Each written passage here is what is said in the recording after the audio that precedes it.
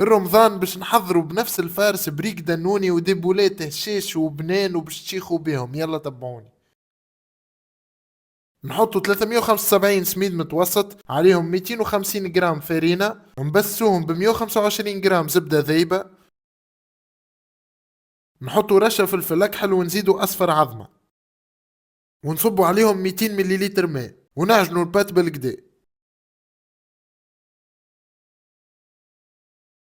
بعد نخلوها ترتاح مدة ساعة. توا للفارس نطيبوا 500 جرام اسكالوب، ونفوحوا ملح فلفل أكحل وثوم مرحي.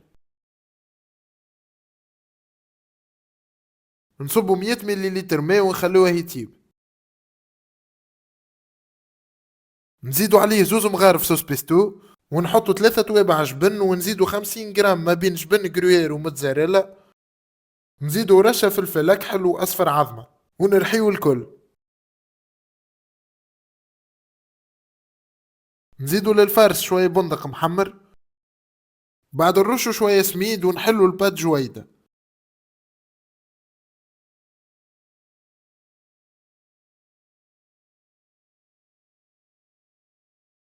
بعد نشكلوا كعبات البريك دانوني ونعبيوهم بالفارس.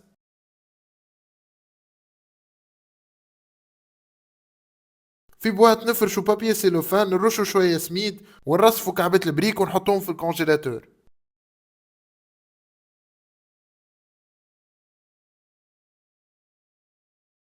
وبنفس الفارس نشكلوا ديبولات ونحطوا في وسط كل كعبة جبن موتزاريلا.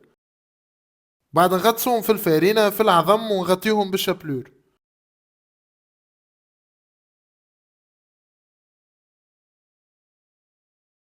نرصفوهم وندخلوهم للكونجيلاتور ويصبروا معاكم أشهرة، وكل ما تستحقوا تمدوا تقليوهم.